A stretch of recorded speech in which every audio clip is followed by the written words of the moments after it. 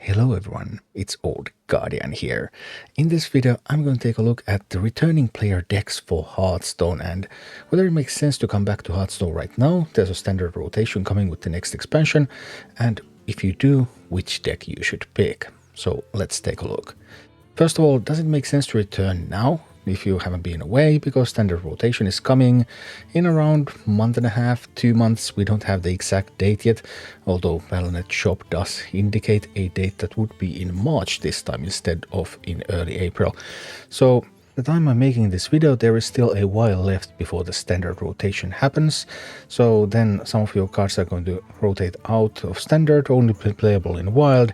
Why would you return now? Well, one reason is that the rewards track rewards are quite front-loaded, which means that if you return now, yeah, sure, you won't complete the current rewards track, but you actually get quite a lot of stuff out of that. And then the new rewards track starts, and you again get the good value stuff right from the beginning of the track, so you're going to reap a lot of rewards if you return now. And another factor is the returning player decks, and these are actually pretty rotation-friendly already. Do note that Blizzard renews the returning player decks with each expansion, but it never includes any of the new cards. It only includes cards up to one expansion prior, so you're not going to get any brand new cards anyway. And these include some pretty sweet cards from the previous year that are going to stay in standard for another year. That is if you are eligible for a free deck. So when do you get a free deck? Well, you get a free deck if you complete apprenticeship and reach bronze 10. Or if you skip the apprenticeship and missing the other rewards and start at bronze 10, I don't recommend that. Or if you return to the game after 90 days of not logging in. That's not 90 days of not playing a game, that's really 90 days of not logging into Hearthstone at all. The decks themselves are available multiple times, so you can go away for 90 days, come back and you always get a new deck. And you get to test all the free decks. There are 6 free decks being offered at a time, so you don't get to choose from all classes. You get to test them for 1 week. And after that 1 week period ends, you get to pick a deck. And the one that you pick is from the current decks. So once the expansion comes, and then the decks are going to change. And then if you have started like just days before the expansion, then you got to play with the first decks, but then you might have to pick one of the new ones. So be a little bit careful about that. But at this point, if you return in the next few weeks from making of this video, then yeah, one of these decks is going to be the one that you will choose. So let's take a look at the decks themselves. So the first one of the current decks is a Death Knight deck, and it's a Plague Death Knight. Plague Death Knight is a pretty sweet deck in that all the Plague cards are from the current year, so all the Plague cards are going to remain in standard for another year, as are all the Titans. All of these decks are going to give you a Titan card, including this deck, so this one gives you the Primus. The Primus, Helya, Chained Guardian, Distress Quelder, all of this stuff is going to be standard legal for another year, so there's a lot of value in this one. Note that some of the other seemingly valuable cards in this set, Lord Marrowgar, Grave Strength, these are Corset cards. So Corset cards, they are taken away from your collection whenever they rotate out and you don't really own them.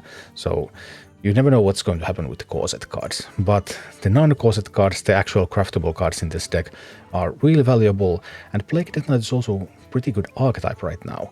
Not this specific list with Ravenous Krakens, this is a bit of a bad list, but it includes almost all the expensive cards to make a good list, so this is pretty solid choice. The second option is Arcane Hunter.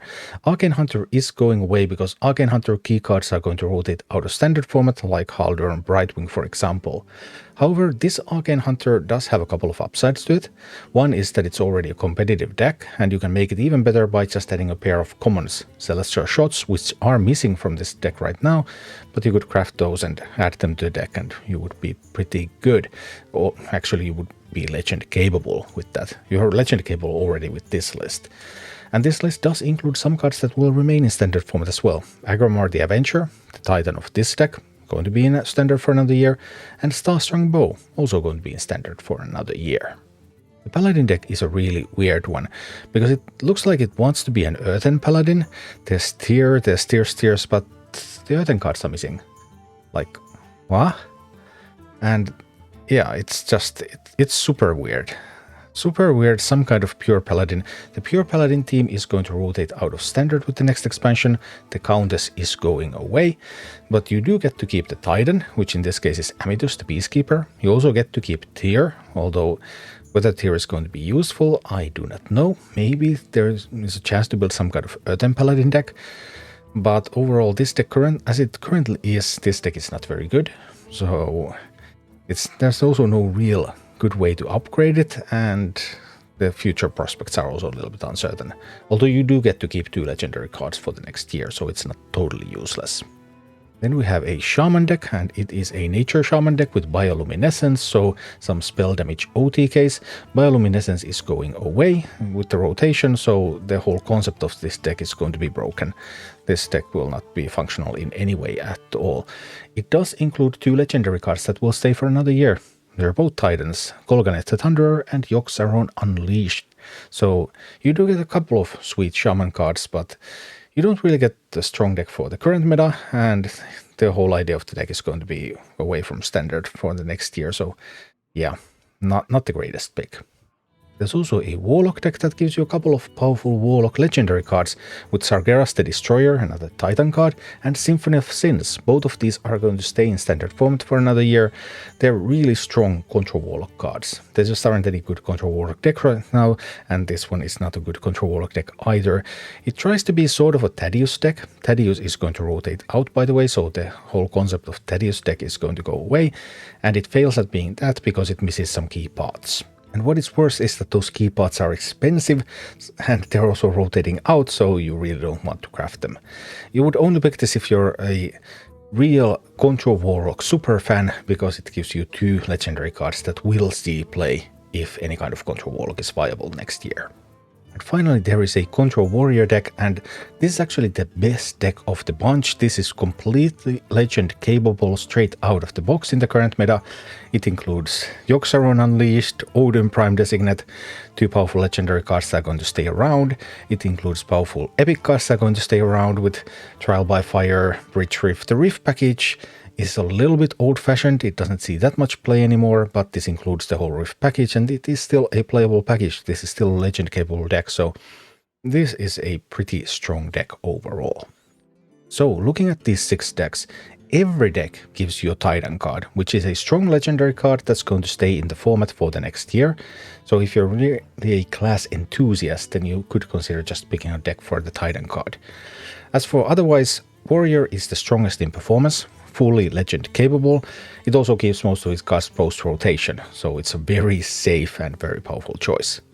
Hunter is currently the 2nd strongest, also legend capable out of the box, but its post-rotation value is going to be mediocre because Arcane Hunter as an archetype is going away.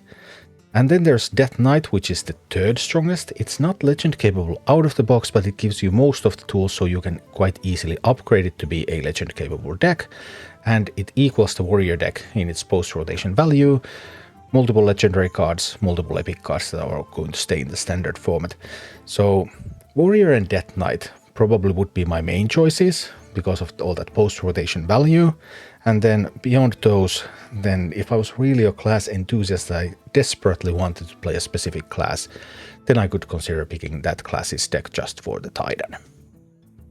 Thank you for watching. Click like and subscribe if you enjoyed this, and a special thanks to all of my Patreon supporters, YouTube members and Twitch subscribers who make all of these videos possible.